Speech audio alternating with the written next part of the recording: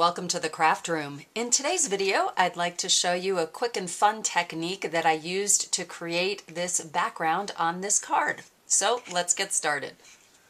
I'm going to pull in a piece of scrap paper for this technique. You're also going to need your brayer, and we're going to use 3 different colors of ink.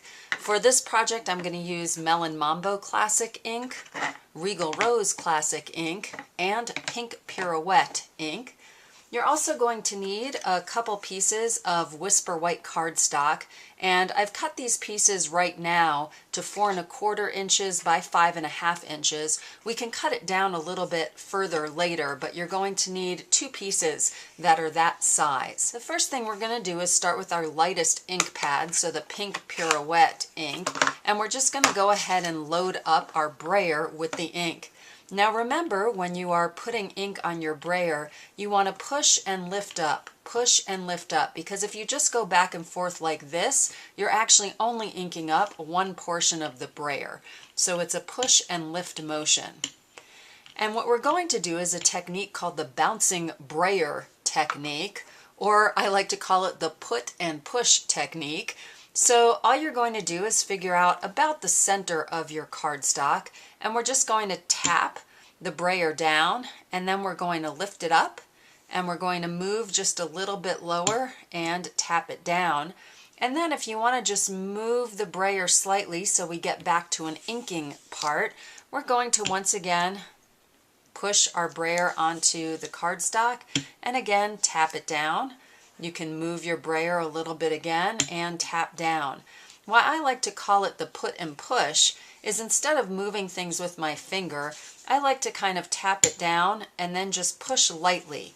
Tap it down, push lightly. Tap it down, push lightly.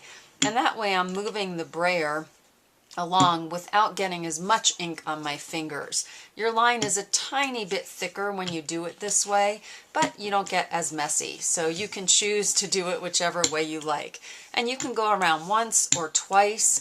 So I'd like to try to get as much of that ink off of the brayer as possible. So just putting it down and pushing, or bouncing your brayer up and down. Once you've got your first color kind of covered, before I clean off my brayer, I like to bring in my second piece of cardstock and actually just roll my brayer on that cardstock. And because of that picking up and putting down of your brayer, you get some really nice effects going on here that you can use as a different background. So I'm going to set that one aside, and I'm going to go ahead and clean off my brayer. So now that my brayer is clean, and you may not believe me that this is a clean brayer, but actually it is. It will actually get stained the more you use it, but it really is clean. It won't impact the colors or anything that you apply to the brayer. So now we're going to move on to our next color of ink. And this time we're going to use the Regal Rose, which is the next darkest color, and we're going to ink up the brayer the same way. Again, rolling it on the ink pad, lifting, putting it down and rolling it. And I'm also moving the brayer a little bit back and forth so that I get ink coverage on the whole surface of my brayer. And now again, we're going to find that center, and we're just going to put it down and push a tiny bit, put it down, push a tiny bit.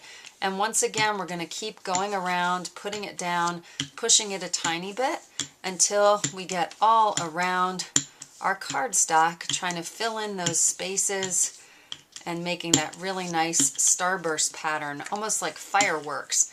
And you can keep going around if you want to fill in more until you're satisfied with how much Regal Rose you have on your cardstock.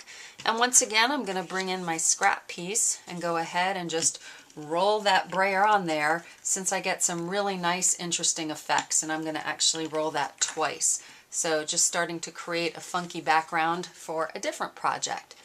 And once again, I'm going to clean off this brayer, and I'll be right back.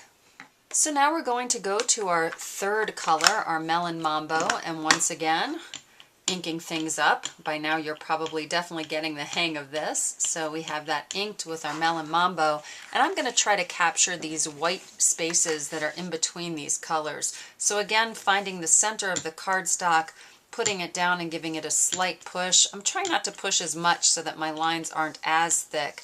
And I'm trying to use some of that white space so that I can actually preserve some of the lighter color because I really like having that light color show through.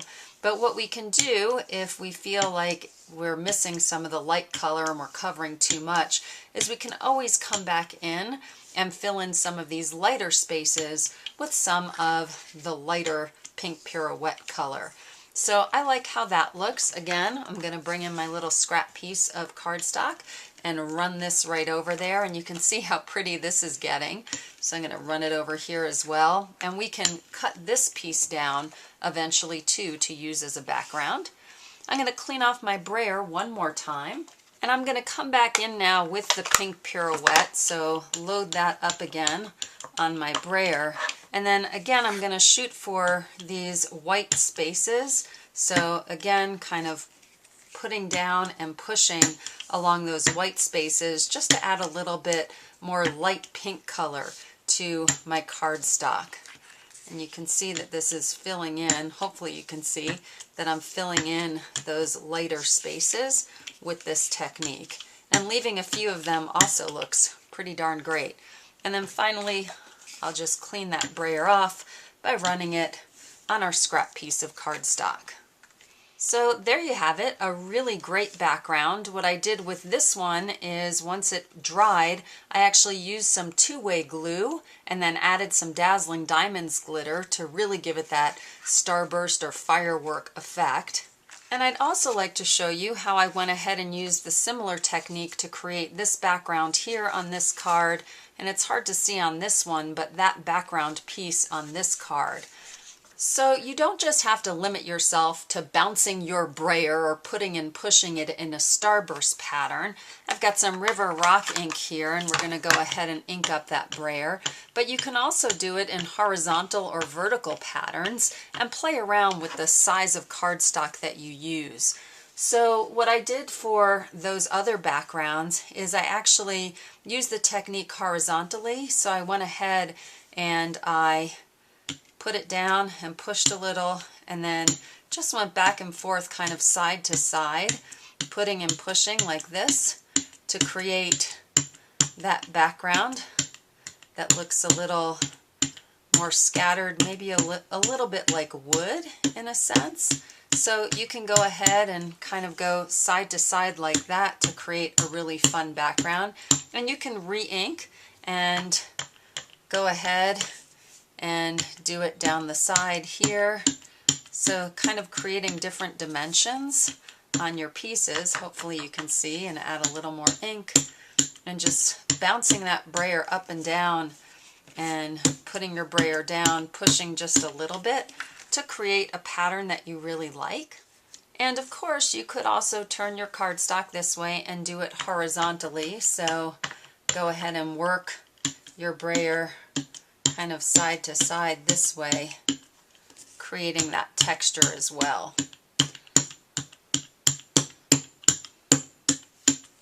And you can imagine you can layer different colors, or you can go ahead and stick with the same color to create different depths of that color. So there you have it, a really fun way to bounce your brayer around on your cardstock to create some wonderful backgrounds for your cards and papercraft projects. I hope you've enjoyed this project, and I look forward to seeing you again very soon here in the craft room.